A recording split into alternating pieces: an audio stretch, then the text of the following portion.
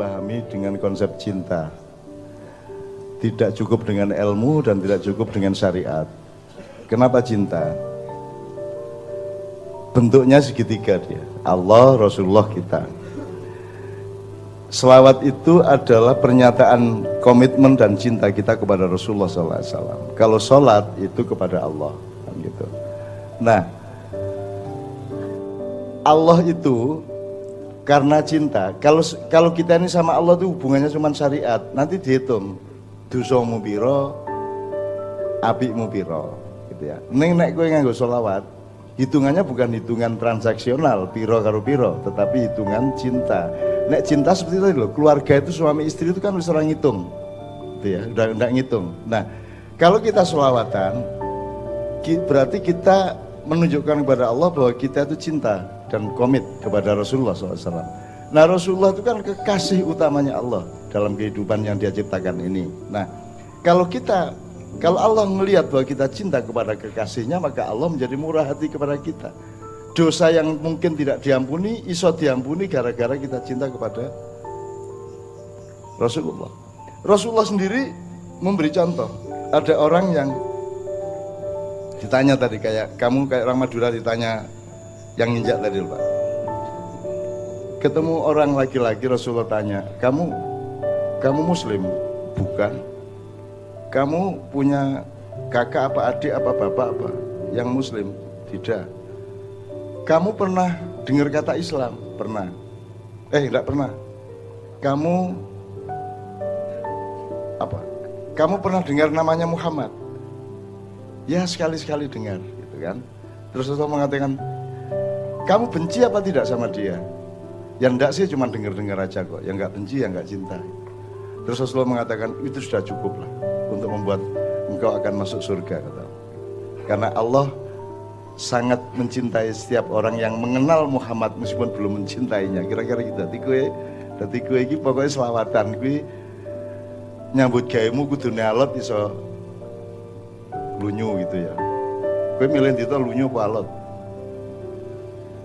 Ya mesti njur melayu nang ndi pikirane.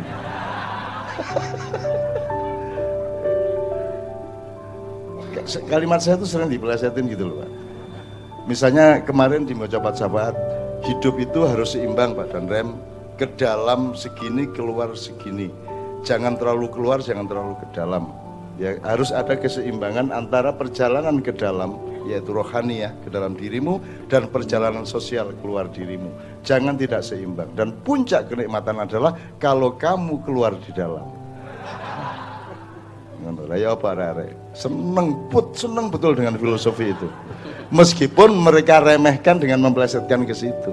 Lalu maksud saya kan tidak rohania, gitu loh. Tapi jenenge arek-arek itu, apa didik mesti diarahkan ke sana. Padahal aku karepku yang ngono barang. Aku yang menungso biasa ya, dan aku mempertahankan kemanusiaanku, Pak Tiasno. Saya jangan sampai menjadi setan, juga saya tidak pernah akan menjadi malaikat. Jadi saya ini orang yang bertarung melawan diri saya, kan itu. Setiap manusia itu bertarung, berperang melawan dirinya untuk mengalahkan nafsunya. Berarti harus ada nafsu toh? Harus ada kejahatan di dalam diri manusia untuk bisa diperangi. Lah nek kowe perang rano musuh ya piye? Maka kita punya kejahatan tapi kita perang lawan dia dan kita harus menang melawan kejahatan, kan gitu. Jadi ojo anti kejahatan, karena kejahatan kita butuhkan untuk mendapatkan kemenangan. Ngono ta dialektika iki ngono kuwi. Mulane iblis barang ki apik.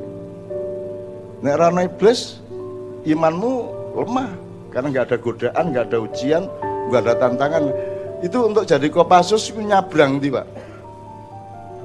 Nyabrang, ora nyabrang, nglangi saka Bakauni nganti Merak atau saka Nusukambangan nganti Cilacap. Mudar apa gue harap tadi gitu kan, karena dia harus diuji seperti itu, maka dia menjadi manusia yang tangguh. Dengan adanya iblis, maka kita menjadi tangguh iman kita, kan gitu. Kecuali kamu ikut dia, ada dia kita perlukan, tapi jangan pernah ikut dia.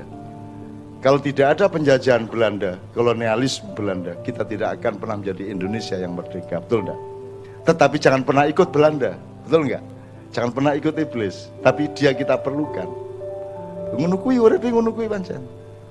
Memang ngono kuwi urip kuwi. Dadi Nanti di surga baru tidak terjadi yang kayak gitu.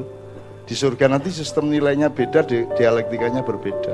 Maka selama engkau masih di dunia, pakailah ilmu itu supaya engkau lulus untuk mengalahkan nafsu, mengalahkan kejahatan, mengalahkan apapun saja yang negatif dalam dirimu, sehingga engkau akan kompatibel terhadap surga yang tidak begitu. Karena di surga tidak ada positif negatif, yang ada positif saja. Itu.